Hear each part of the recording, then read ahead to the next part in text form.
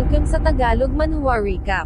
Mula sa Shintai sect ay ilang mga sekta pa ang inatake ng isang unknown man at ang lahat ng mga sektang iyon ay tinalo ng unknown man na ito ng mag-isa, nagawang manakaw ng napakadali ang kanilang mga itinatagong nakaw na kayamanan. Kabilang sa mga stolen items na ito ay mga secret ledgers nagtatala ng hindi mabilang na mga heinous crimes at smuggling, ang government ay in-inform.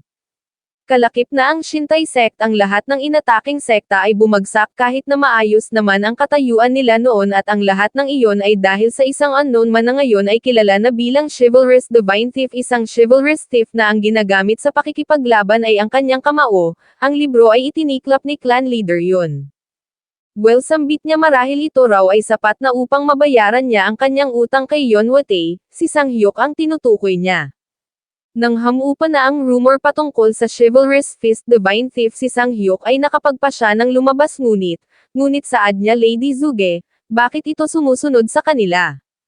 Sumagot si Miwa na dahil sa mukhang ito ay masaya, sa kanyang isip ay napatanong si Sang-hyuk kung ito ba ay bata.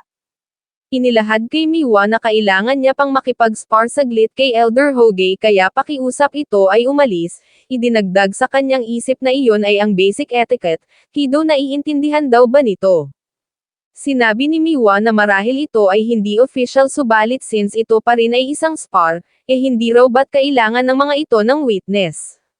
At bilang direct descendant ng Zoge clan siya ay more than qualified na maging witness, tama raw ba? Hadugtong niya sa kanyang isip no way na palalampasin niya ang ganito ka-interesting na bagay. Oho, tugon ni Elder Hoge, iyon daw ay nagmi-make sense na pa-react si Sang-hyuk sa kanyang narinig. Idinugtong ni Elder Hoge na ang maging witness nila ang isang descendant ng Zoge family, definitely ito raw ay magiging higit na mas mainam. Teka lang saglit sir, tutol ni Sang-hyuk, ito raw ay isa lamang unofficial na sparring kaya hindi na kailangang ipakita pa nila sa iba ang kanilang mga martial arts. You darn brat, dugtong niya sa kanyang isip, ito raw ay hindi niya hahayaan. Well, tugon ni Elder Hoge, iyon din daw ay nagmi-make sense, si Miwa naman ang napa-react. You sly bastard, sambit niya sa kanyang isip, ang pangahas naman daw nitong gumamit ng schemes laban sa kanyang Zoge clan. Sir, lahad niya sa matanda, nagtanong kung narinig na ba nito noon ang pangalang Gu GM. Syempre, tugon ni Elder Hoge, iyon ay ang kauna-unahang storyteller na nakagain ng audience sa Emperor, tama raw ba? Well, lahad ni Miwa, iyon daw ay kilalang-kilala ng kanilang Zoge clan kaya kung gusto nito, maaari niyang i-arrange na magkita ang mga ito. Ganito ang naging reaksyon ng matanda sa kanyang narinig, iyon daw ay gustong-gusto niya umano'y kung ganon, kailanman ay hinding-hindi kalilimutan ng matandang ito ang kabaitan ng Zoge clan. Agad na nagtanong si Miwa kung iyon ba ay nangangahulugang siya ay maaari nang maging witness ng laban na ito. Definitely, tugon ng matanda, ito raw ay manood ng mabuti. Nagpasalamat si Miwa, habang si Sang-hyuk naman ay napahawak sa kanyang noon na pabuntong hininga.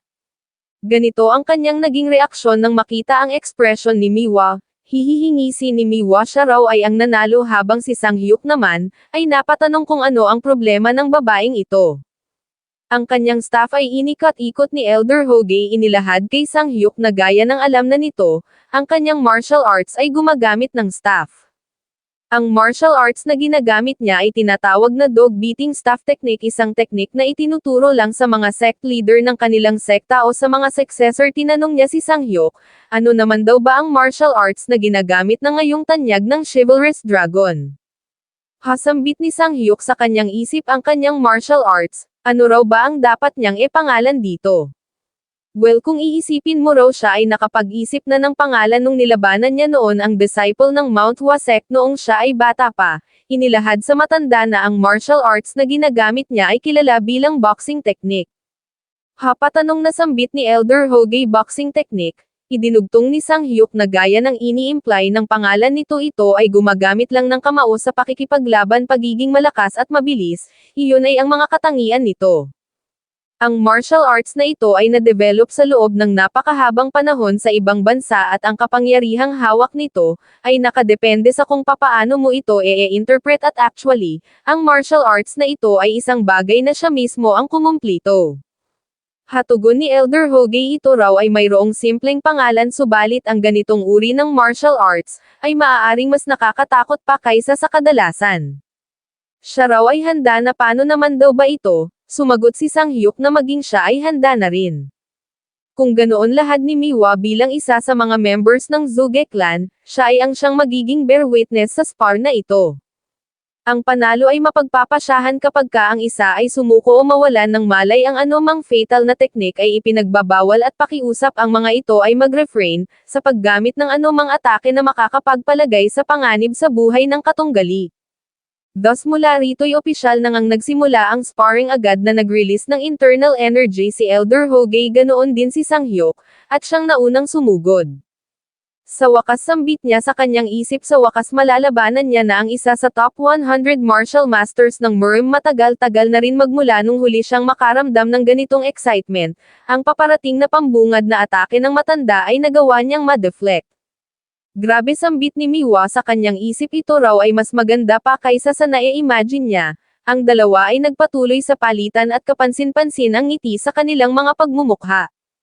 Grabe sambit ni Miwa, ang mga ito raw ay talagang napaka-incredible. Umano'y ang isiping siya ay makakasaksi sa ganito ka-incredible na laban, mapapansing si Elder Hoge ang siyang nangunguna sa opensa.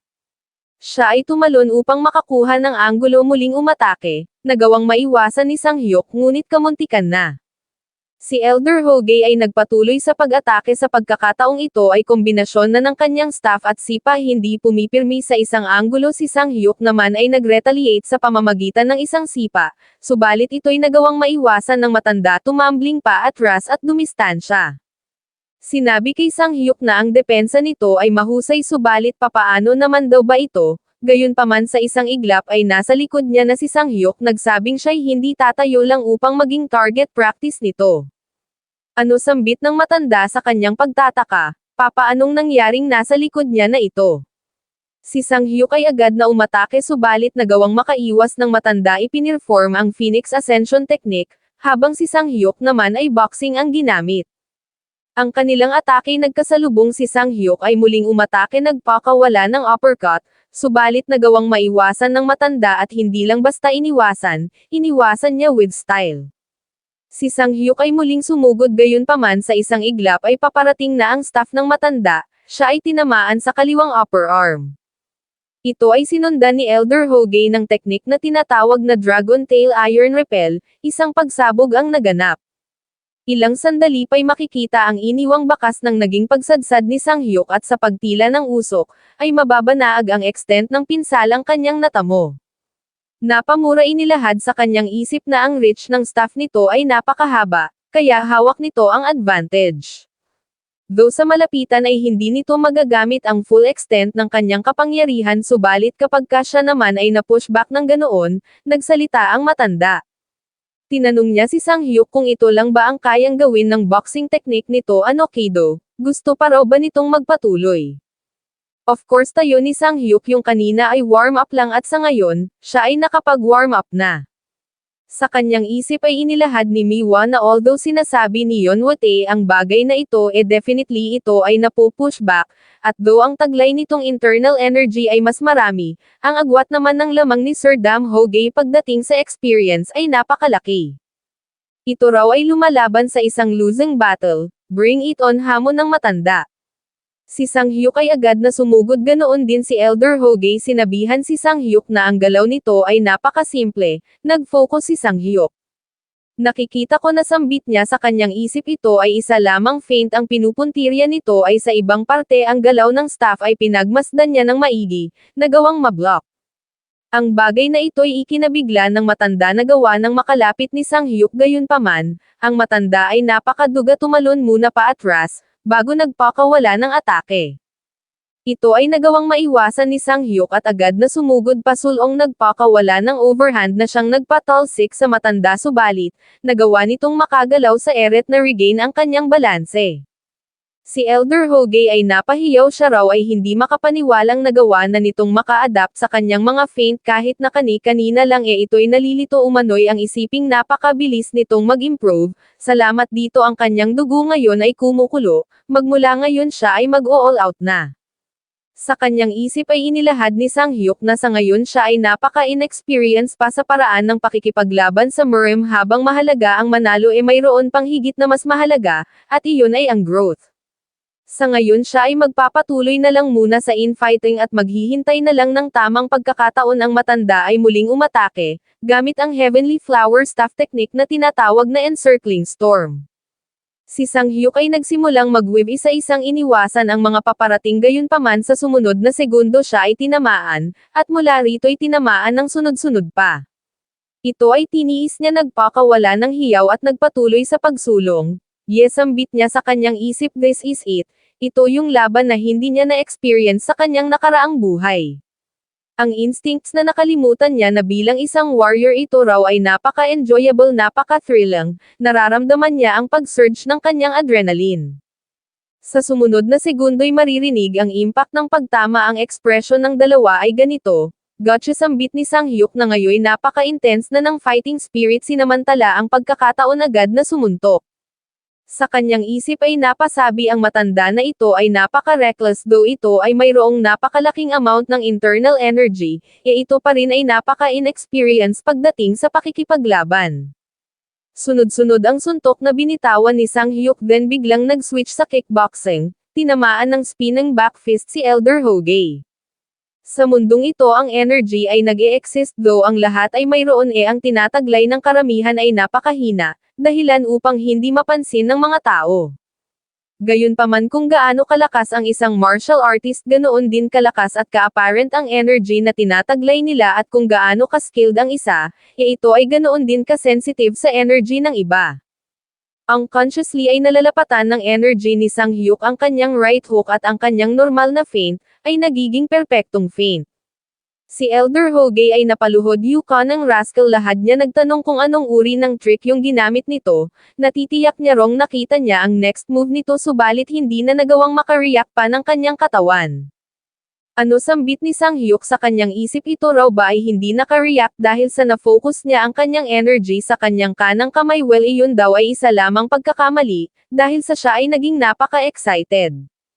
Inilahad kay Elder Hoge na lumalabas na ang kanilang laban ay nagkaroon na ng konklusyon. Huho, tugon ng matanda kasabay ng pagbangon, malamang ito raw ay nagbibiro, siya ay si Dam Hoge ng Beggar Sect, siya ay hindi babagsak ng ganon-ganon lang, gayunpaman, siya ay bigla na lang bumagsak. Si Sir, sambit ni Sang Hyuk sa kanyang pagkabahala, agad na tumakbo palapit, malamang ito raw ay dahil sa ang baba nito ay tinamaan. Ha, anong sinabi mo? Patanong na tugon ng matanda, nakaramdam ng pagkahilo. Sa kanyang isip ay inilahad ni Sang Hyuk na lumalabas na naaalog pa rin daw pala ang utak kapag ka ikaw ay tinamaan sa baba, kahit na ikaw pa ay mayroong internal energy. Teka lang saglit, pighil ni Miwa. Ito raw ay nanalo na, kaya pakiusap tumigil na ito. Ano, tugon ni Sang Hyuk, ngunit siya raw ay tumakbo lang upang tumulong. Inilahad sa kanyang isip na kung ito'y nanginginig ng ganito, malamang sa malamang na ito ay nagtamo ng malalang pinsala, ang isiping kahit na ang kasing skilled nito ay hindi nagawang makareact. Well, umano'y ang paglalapat ng energy sa isang feint attack upang malinlang ang kalaban ay ibang-iba, ang effect na naidudulot nito ay maihahalin tulad sa misdirection. Ha, kung ganon ito raw ay napaka-useful. Gosh, you little rascal, sambit ni Elder Hoge, umano'y papaanong nangyaring napaka-harsh nito sa isang matandang tulad niya. Hay, ang mga kabataan sa panahong ito ay hindi alam kung papaano maging considerate sa mga matatanda. Hahatugon ni Sang Hyuk, subalit hindi raw ba't sila ay nag-spar upang mas ma-improve pa ang kanilang mga sarili, isa pa ito ay hindi pa nag-all out. Hahatugon ng matanda, ngunit maging ito rin naman, tama raw ba? Pagkaupo ay idinagdag na hindi lang halata, subalit siya ay isang elder ng Beggar Sect na gagawa niyang ma-avail ang karamihan sa mga available na impormasyon, subalit, lumalabas na ang impormasyong nakuha niya sa pagkakataong ito ay hindi ganoon ka-accurate, lumalabas na mukhang kailangan niyang bigyan ng good beating yung taong nag-gather sa impormasyon na ito. Ha, gumagamit ng galaw na para bang sumasayaw at martial arts na nakasentro sa pagsipa, ang lahat ng impormasyong ito ay napakamali. Ahem, ubo ni Sang Hyuk, in any case iyon daw ay magandang laban. Ngunit sabat ng matanda, ngunit hindi raw ba't mayroon itong ipinangako sa kanya na kailangang tuparin, si Miwa ay agad na lumapit kay Sang Hyuk. Oh my, excited na sambit niya, nagtanong kung anong uri ng pangako iyon. Tugon ni Sang Hyuk, ito raw ay napakalapit. Idinagdag ni Miwa na kung iyon ay ang price upang makaspar nito si Sir Dam Hoge, then malamang sa malamang na iyon ay, Alright, sibat ni Sang Hyuk since ang sparring ay natapos na oras na upang magpaalam kay Lady Zuge Sir sila raw ay umalis na, hasambit ni Miwa sa kanyang isip so binabalak nitong i-ignore siya ng ganito. Sir, sambit niya sa malakas na boses ko, kontakin niya na raw si Sir Gu GM, iyon ay mayroong mga kwento na gusto nitong marinig, hindi raw ba? Oo, tugon ng matanda, nagtanong kung talaga bang iyon ay ayos lang. Syempre, tugon ni Miwa, sabihin lang daw nito sa kanya yung mga kwentong gusto nitong marinig sa daan. Ang beach na ito, sambit ni Sang Hyuk sa kanyang isip, ito raw ay napakamapilit. Agad siyang lumapit kay Miwa, though kung titingnan siya'y sumisigaw, subalit sa katunayan siya'y nagsasalita ng pabulong. Tinanong si Miwa kung bakit ito umaasta ng ganito o may tugon naman ni Miwa sabay takip ng tenga, nagtanong kung ano ang ibig nitong sabihin. Nagtanong si Sang Hyuk kung hanggang kailan ito susunod sa kanila. Oo, tama nga pala, sambit ng matanda, ang mga ito raw ba ay saan papunta? Sumagot si Sang Hyuk na siya ay patungo sa Anhui Province, si Miwa naman ay sumagot na mayroon siyang business na kailangang gawin sa Hefei, na parte rin ng Anhui Province. Oho, sambit ng matanda, so ang mga ito raw pala ay patungo sa parehong lugar kung ganon. Sinabi ni Miwa na kung ito'y walang anumang mga plano sa araw na ito pakiusap ito'y sumama sa kanila, ahem, tugon ng matanda, talaga raw bang ayos lang para sa matandang tulad niya na maglakbay kasama ang mga ito. Sumagot si Miwa na ganoon nga raw ang gusto nila, sabay baling kay Sang Hyuk, tama raw ba sir yon? Ano, sambit ni Sang Hyuk sa kanyang isip, papaanong nangyaring mayroong ganito ka-shameless na nag-e-exist sa mundong ito? Thus sa ganoong paraan nga ay naging magkasama ngayon ang tatlong ito, magkasamang naglalakbay patungo sa Anhui Province, at since first time ni Sang Hyuk na mayroong kasama sa paglalakbay siya ay nag-alala na kailangan niyang bagalan upang makasabay sa pace ng mga ito, gayunpaman after all silang tatlo ay pawang mga martial artists, ibig sabihin kaya nilang gumamit ng Qinggang. Salamat dun sila ay hindi natulog sa gubat at sa sumunod na araw, ay narating na nila ang Hefei. Napawaw si Sang Hyuk, umano'y ang lugar na ito, ay napaka-bustling sa mga tao. Sinabi ni Miwa na malamang ang rason dahil sa narito ang Nangong Clan at ang Sword Emperor, sabay dagdag na ang Information Network at Commerce Rights, ay napaka-develop din sa lugar na ito. Ang Nangong Clan ng Hefei ng Anhui Province ay ang siyang may hawak sa pinakamataas na posisyon sa 5 great clans ng Central Plains, at kinikilala bilang haligi ng Orthodox faction. Ang Nangong Clan ay nakapag-groom na ng hindi mabilang na mga talents, at dahil na rin sa kanilang long-standing na tradisyon at kasaysayan, nagawa nilang ma-maintain ang kanilang prosperidad sa loob ng napakahabang panahon. Bukod pa doon, ang isa sa top 10 martial masters ng Central Plains at isa sa 10 supremes na iginagalang ng mga tao, ang napakatanyag na personalidad, ang Sword Emperor na si Nangong Juqian, ay sa Nangong Clan din nanggaling. Ito ay ang dating clan patriarch, ang presensya pa lang nito, ay sapat na upang makita ng mga tao kung gaano ka-capable ang Nangong Clan.